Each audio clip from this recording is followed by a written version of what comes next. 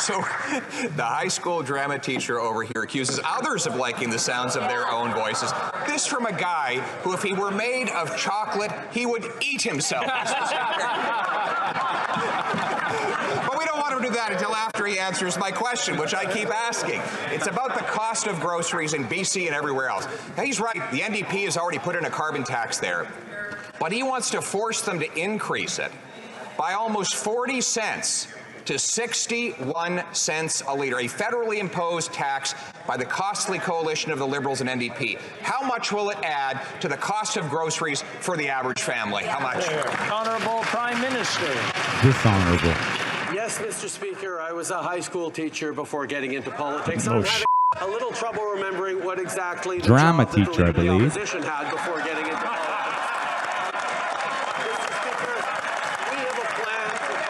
Oh, look how, oh my God, look how proud. Look at what's this guy's face on the right?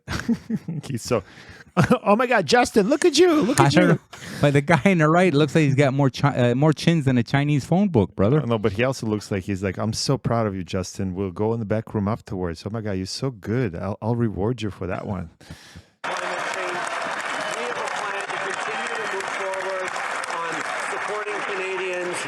A grocery rebate, with a growing economy, with great middle-class jobs.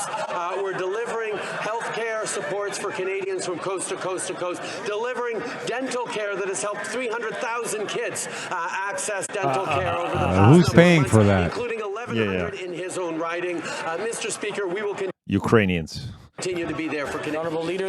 You know why Ukrainians paying for it? Because they're not getting that money. So Ukrainians paying for that with their lives. Unfortunately, I'm not making fun of Ukrainians losing their lives, by the way, brothers and sisters. Opposition. Yes, and he left right in the middle of the semester, and I'm having trouble remembering why. We're not. And welcome to Alex Sass Show here with Glenn Herring and Alex Sass. Glenn, what is he talking about? I don't know. This is my comedy club. I sit here and I watch how Poilievre just rips Trudeau. You know, Trudeau gives us a lot of material to make fun of. We should actually pay him for all that material. Oh, wait a minute. We're overpaying him in the form of our taxes. But this is not a joke, brothers and sisters. If you don't know, this is important. You need to know that your prime minister paid off somebody because he was actively pedophiling a child at the school. And that's what he was referring to. He left the semester halfway through. He had to because he was accused in an inappropriate relationship with a minor. Don't take my word for it. Let's watch this real quick. Some in the public discourse pegged the accuser at 17 years old. That is inaccurate. She was much, much younger than that, the wealthy Canadian businessman told the Chronicle yesterday, the mother of the child.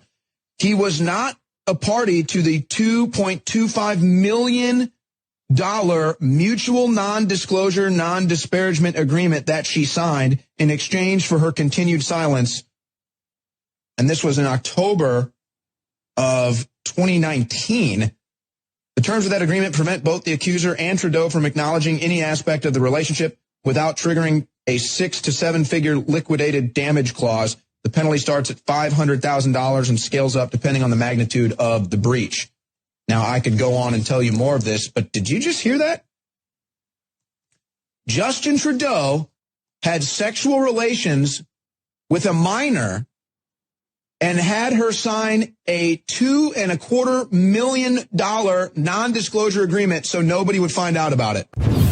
What a revelation, champ, to be learning this. Well, most people knew. Well, some people knew, but most people didn't know. To learn this at the beginning of Pride, what is it? Pride Week, Pride Month, Pride Millennial. What is it? Yeah, I have to remind you what this is then. In 2 days, guess what's going to happen, bitch? Well, it happened already.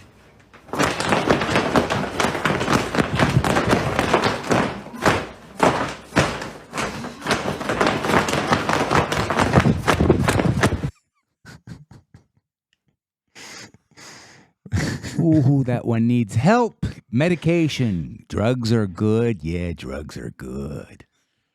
Glenn, but this is sickness, right? Like, I'm not even talking about this blog. I'm talking about the block in power. I mean, we know he's been compromised, and that's why China is been all through this thing. And I don't know who else has been compromised by which other powers.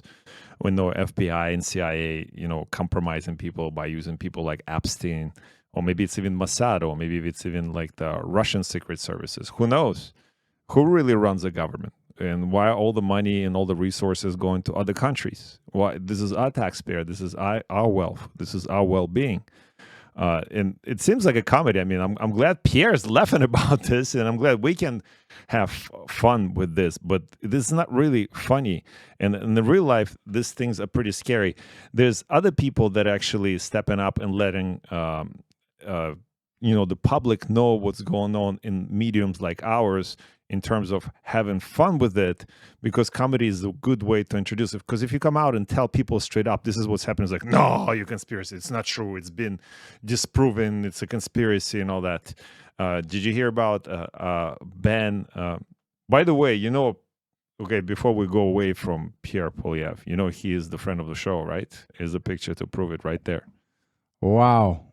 Mr. Poilievre, you better stay on the good side once you're up and running the country and you're righting all the wrongs that this last guy has done. Because if not, I think the big fella there, he looks like he could do serious damage. That's not a threat. No, it's not a threat, but that's not a threat. It's a satirical truth, big guy. Also, before I bring this other guy up, and he was supposed to be at the show today, and he didn't come, but we still like him anyway, and we're going to support him because he is great. I've made it to his Instagram, and we are thankful for that. And that's Ban Bankas. If you guys didn't hear about him, he is being great and instrumental during the lockdowns and playing gimmick and stuff like this. And he is a very funny guy, so you get to follow him on his socials, on his YouTube channel, etc. And now you can actually support him because he is running for mayor of Toronto.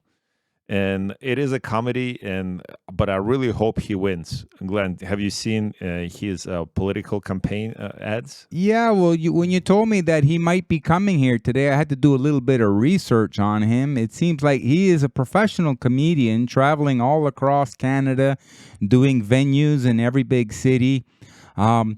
His strength seems to be obviously a satirical comedy about the truth that he's trying to expose, and he's doing a very, very good job of it. He's very, very popular, and to take it a step further, like you said, he's running for the mayor of Toronto through comedy. I hope he wins. Let's watch this. My name is Ban Bankas, and I'm running for mayor of Toronto because I am the first and only candidate that is not only transgender, transracial, gender fluid, but I also believe that I am Olivia Chow. All of the above. You know who Olivia Chow is? Apparently, she's, according to the polls, if you believe them, she's look like she's well ahead of all the candidates for the mayor of Toronto. And also, she's the ex-wife of Jack Layton. The late wife, right? Yeah. Yeah. You know the story there? The Jack was caught by her going to the Chinese massage parlor. And she's of Asian persuasion, so it makes it twice as funny. Maybe he had a stiff neck. Or, something else. I don't know. Well, let's watch. Let's support Ben. And he has another video from his campaign. Go get him, Ben. My name is Ban Bankas, and I'm running for mayor of Toronto. As mayor of Toronto, I will make the viewing and enjoyment of male sports illegal. We will be replacing the Toronto Raptors with two WNBA teams, the Toronto OnlyFans and the Scarborough Six Buds. This is coming days after the Toronto Raptors posted a insensitive, offensive video where they claimed that women give birth. Girls rule the world because they're the only one that can procreate. As we now know, this is not true. In addition to Scotiabank Arena, all bars and restaurants in the city of Toronto will be barred from showing any sports that have men in them unless those men happen to be trans. Who's hungry? Vote Ban Bankas for mayor of Toronto. All the other candidates are racist. It is comedy, but it's not really funny because it does go into sort of like, there's a comedy in a way that is a real life comedy, because he is bringing your attention to the things that are trying to, like somehow we're being persuaded to feel and think otherwise. And again, I'm not going to beat this horse to death with Yuri Bezmenov, but that's what he said. This is, this has been indoctrinated into the public through educational systems, through universities. That lady that from the presentation that she did on WF on how the corporations got together, she went to school in Purdue. She was a basketball player. And she's actually a gay lesbian woman herself. So she has a stake in this game, right? So the powers to be put her in place to spread the pride thing throughout the corporation. Say, well, you can't control it because corporations are much bigger than most countries' economies. So, we showed that Disney World thing. We'll do it in a second. But the interesting part is the whole transgender. Ben's making fun of sports and how the failed male athletes trickling down into the women's sports for the win. This is Riley Gaines. Has become the face of saving women's sports. Basically, all I want to say is that it takes a brain and common sense and fifth grade biology level understanding to realize that this is blatantly unfair. It's completely obvious. They're using the guys. That's what's his name? Them name? That's the swimmer. Lee Thompson? Yeah. Or whatever. Thomas. Of feminism to sort of push transphobic beliefs. It makes someone transphobic to acknowledge that there are two sexes, to acknowledge no matter what, you cannot change your sex, to acknowledge that women deserve equal opportunities and we deserve safety and fairness and privacy in locker rooms and areas of undressing. My kind of petty response is, okay, well, you're a misogynist. If you're going to sit here and call me transphobic, then you have an utter disregard for women and our own physical uniqueness. Did you fear for your life? Well, does she make sense, Glenn? Like this is a woman talking. Like, and if you say she's wrong, that makes you misogynist, and if you say she's right, then you're transphobic. Yeah, she makes sense of something that's so nonsensical. In the future, when they look back at this was going on in the society, they're going to look back with a lot of disdain and say, what was wrong with the people in the West back then, where you could actually have men competing against girls and cleaning up and taking all the medals, and it's very unfair. And who would have allowed that in their proper state of mind? In other words, we have a higher level of insanity. Yes, well, that's what we're saying. It's always been a mental issue. And if you support this kind of behavior, you just encourage this kind of behavior. And it gets worse. And institutions, universities, higher learning institutions are the places where this things propagates. Like you go to most universities, not most, but a lot of them, and you discover that 12 to 15% of all students are transgender compared to the rest of the population. It makes no sense, does it? Yeah, just consummate followers, okay? It goes back to tribalism and the powers that be. They know how to use inherent human nature against humanity and for the elite's own cause. There's this urge or need to be a part of the group, okay, the tribe. And now when they're being told that this is the new way it is, this is the new life here in the West and you should be a part of it, people don't even agree or don't even know what they're doing, but they will do anything to be a part of this new thing because they're just consummate followers. They don't think for themselves. They feel comfortable in the group. By the way, that's a safety factor, and well, too bad for them. It's too bad for us if we let this happen because we're the ones who allowed this to happen, and that's the future generations. Do not send your children to universities unless you know exactly what you're sending them to, or what's the purpose of sending them to university? They definitely just getting brainwashed, indoctrinated. They're not learning anything useful to them. you destroying not only your child, you also destroying future for our planet. If you believe you live on a planet. Actually, big guy, I was just reading that the number of people going to university has been diminishing over the years. And more people are going into the trades because they're recognizing that paying all that money for a lack of education and mass indoctrination, and they're looking at a lot of the results from this mental brainwashing. They're saying, I don't want to be a part of this game. Actually, they want to be something that can't be in a job or a future that can't be controlled by AI or can't be outsourced to other countries. So that's why they're getting into trades. That's a good idea. Okay, let's keep watching this video. Absolutely, Why you shouldn't send your They kids. kept using the term, "we fight back." And I'm like, where have I just heard this? The press secretary of the Biden administration, the day before, she comes out in a press conference and says our trans community are resilient. They are fierce. They fight back. And so I'm sitting there listening to this, and this is coming from the top. This is what's being encouraged. America is on the wrong track, and every Christian has reason to be concerned. Kind of freaky looking. What do you think, big guy? You see the size of that walking out, going to be jumping in the pool and competing against the girls. Obviously, they have bigger bone density, stronger muscle, more endurance, the ability to take in more oxygen in the lungs. I mean, it's so dystopian. It's so far from reality. And yet, they think this is normal. This will never be normal. Okay? Not as long as there are men in the world who look at that and say, no, we're going to stand up against this. This is too much. You sound transphobic. Is Vatican transphobic? Would it be transphobic if they protest U.S. flying the pride flag in the Vatican embassy? U.S. embassy to the Holy See has tweeted out support for Pride Month while flying a large rainbow flag in the front of the embassy building in the innovation of the Joe Biden administration, right? That's crazy. We spoke about this and we mentioned it all the time, that American flag already represents your freedom to be whatever you want to be in this country.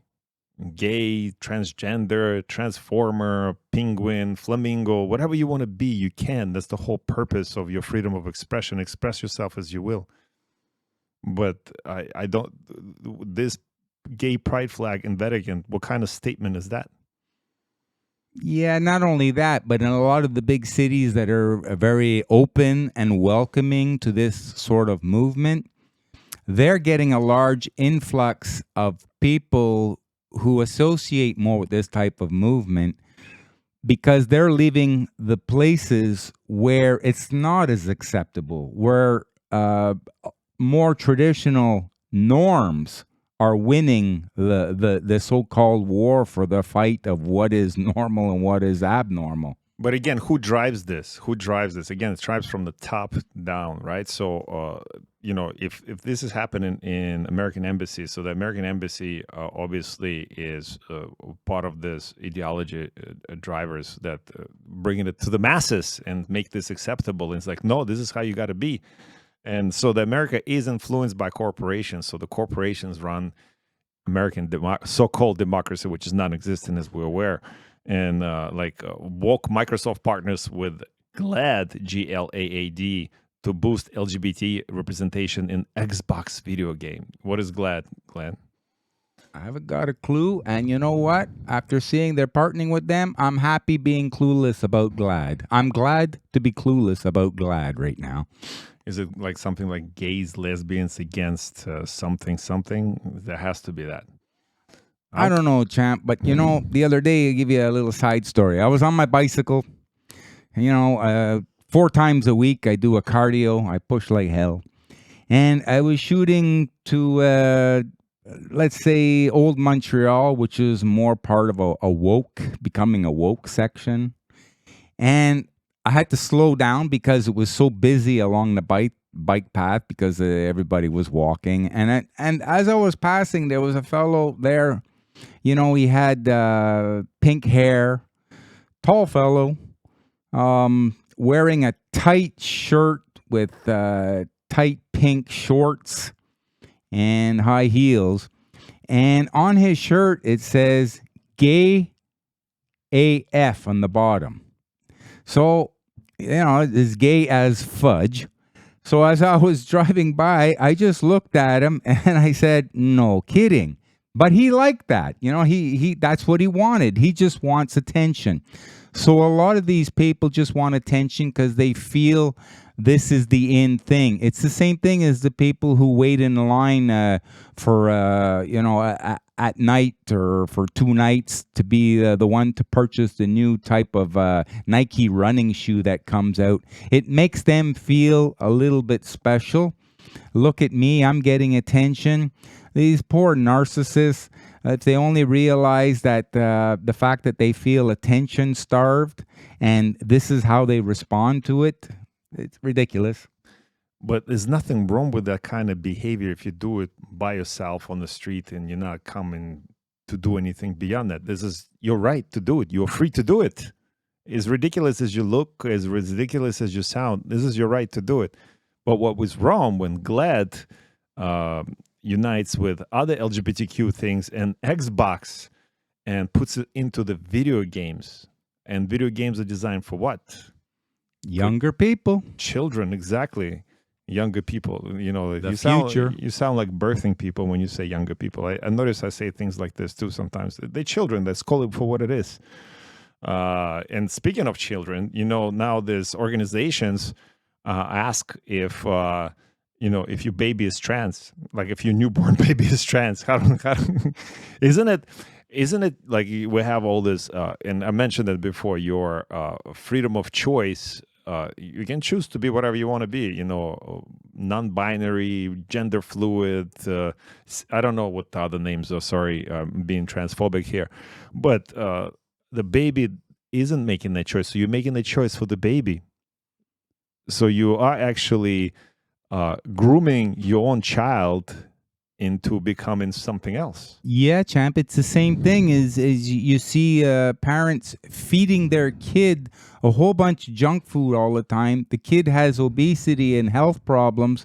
And what the parent is doing is going to be making that kid's future life more difficult for them. I'm wondering if that's would be called child abuse. It has to be, because the child, it's like, okay, let's use your example.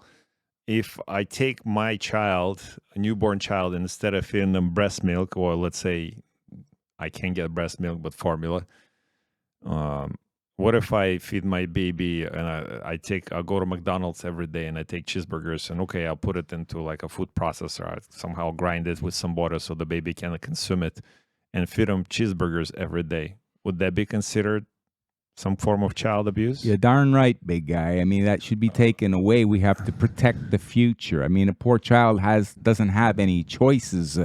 He can't be at that level where he's he or she is self-responsible. So as a society, we have to ensure the betterment possibility of the future of that child. It's the same thing when a child born, you have these strict vegans come out and they put the child on a strict vegan diet, and then there's health problems that arrive from that too. I mean, you really have to be on your game of knowledge when it comes to that extreme vegan levels, and whether that's healthy or not, nobody really knows. I mean, maybe they think it is, and if they believe it, then maybe it'll manifest in them. But what does a child know? He's not at that level of maturity or awareness, self-awareness, where he could dictate or she could dictate whether that is actually good for them and it's healthy for them, and it'll ensure that it helps to ensure that they have a future.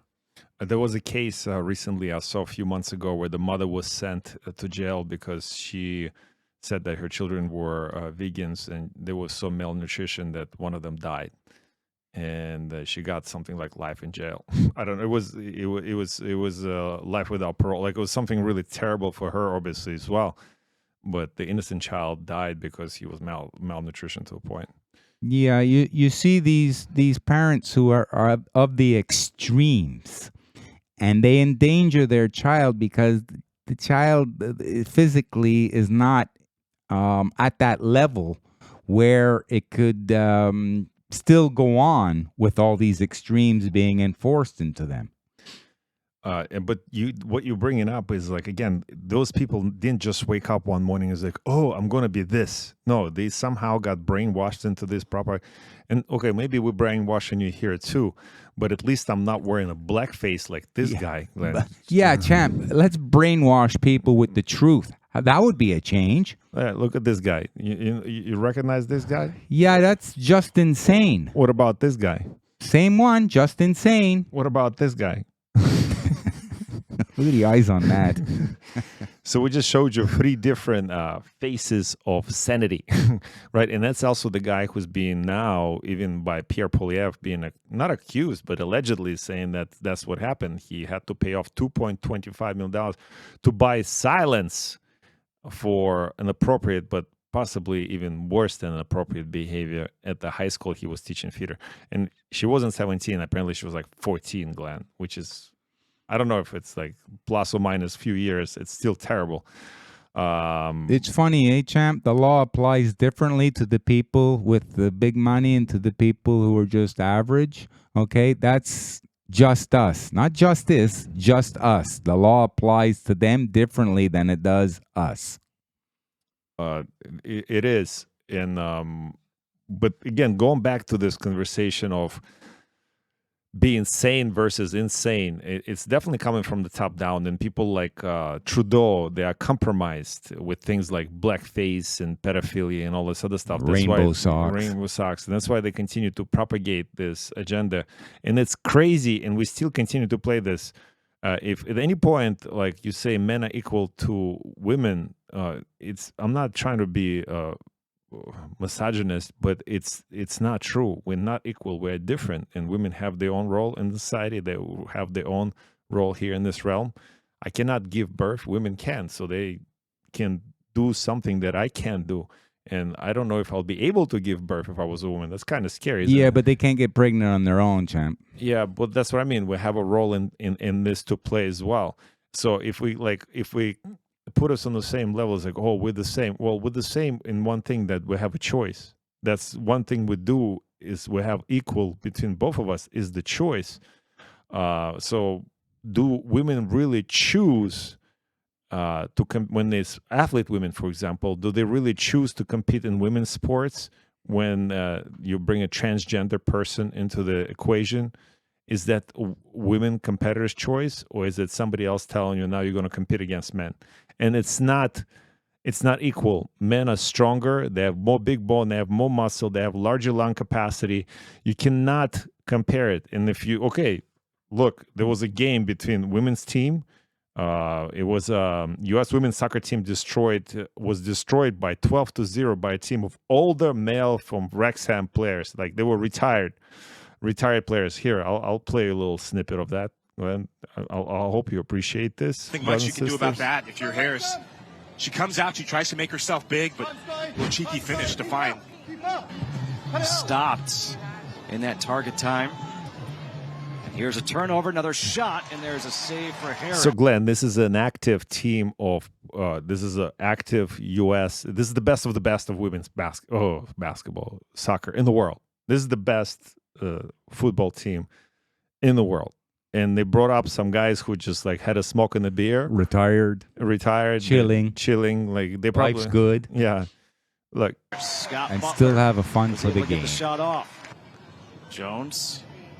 There is Trundle, and another kick saved by Harris. Harris again. Oh my gosh! Look at that. Champ, you were right on when you said you don't see a lot of women wanting to compete in men's sports, like mixed martial arts. Oh, there's a video of that. I should pull it up next time. National Football League. That would be something. Or MMA. But to even entertain the thought, something would be wrong with society. But you know what? It's okay to entertain the thought with the complete opposite, you see?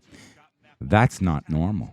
That's the predicament. That's an abuse. That's right. That's the predicament that we're in. It's just totally unfair.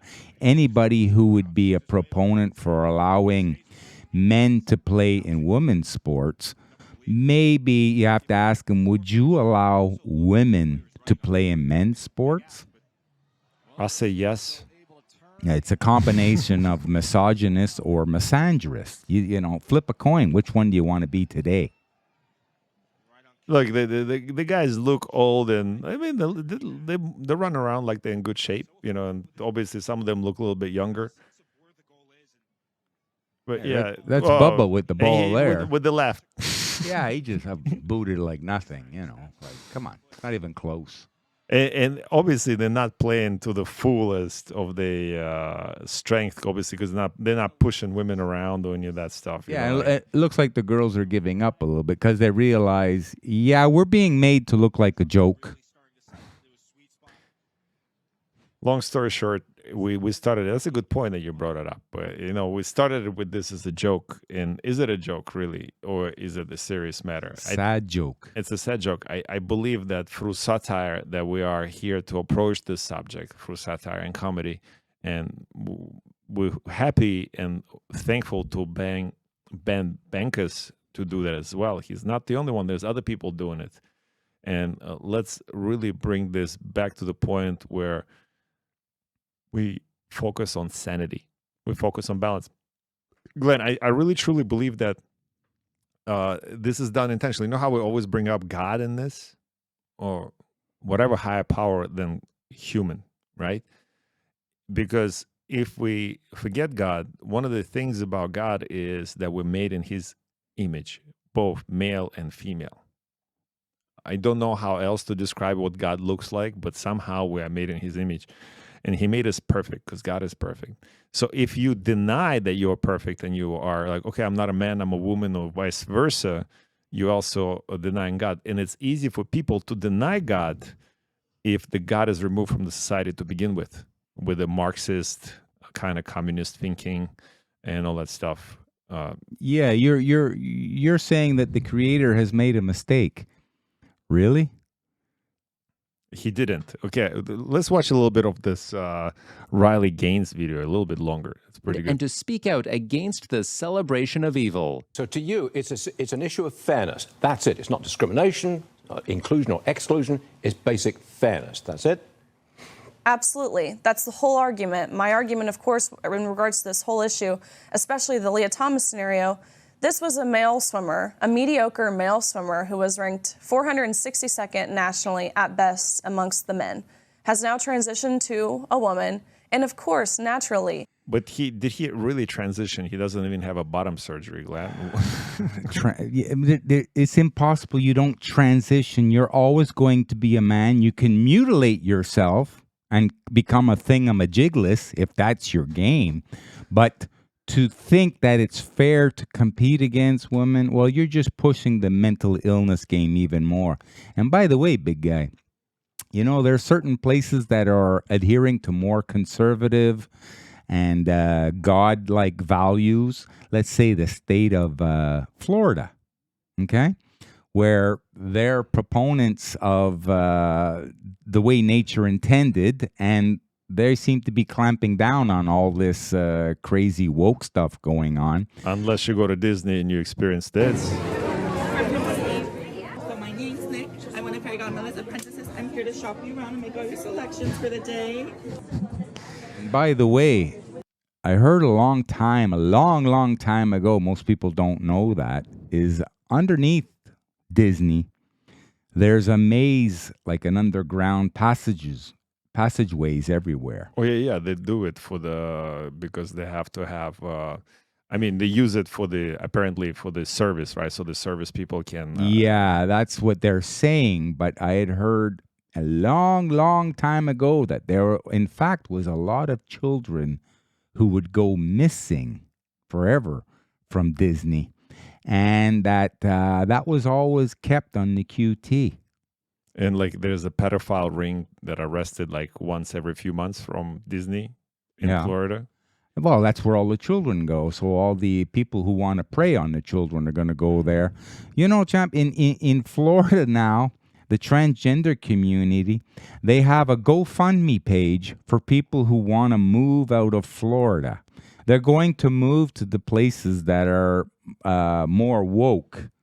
So if you live in the cities, let's say Montreal, where it's more open to this woke type mentality, obviously you're going to get immigration coming from places where that's more of a disdain, and they're going to come to Montreal. So, and then you have the other people, the non-woke people, who are going to increasingly get a little bit uncomfortable, and they're the ones who are going to move to the places which are more traditional, or let's say conservative in their values.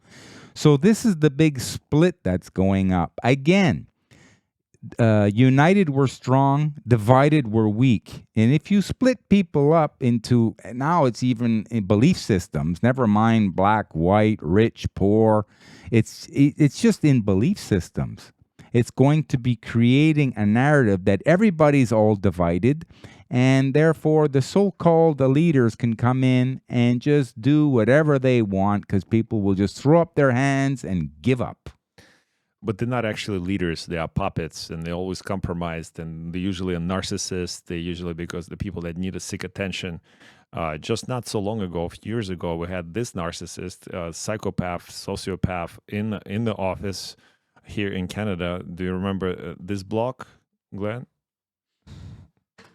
Miss Theresa Tam, no? Yeah, Theresa Tam.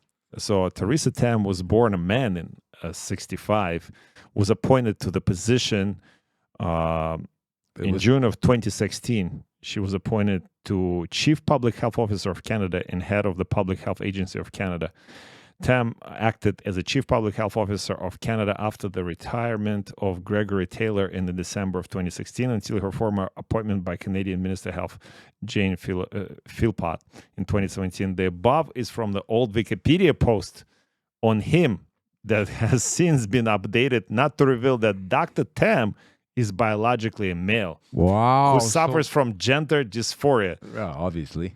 So Theresa Tam used to be Tony Tam. I didn't know that, but you know something? Kudos to my mother who was able to say, no, there's something wrong here. I feel, like a woman has that nurturing a sense that she's in the presence, or, they can recognize things in other women.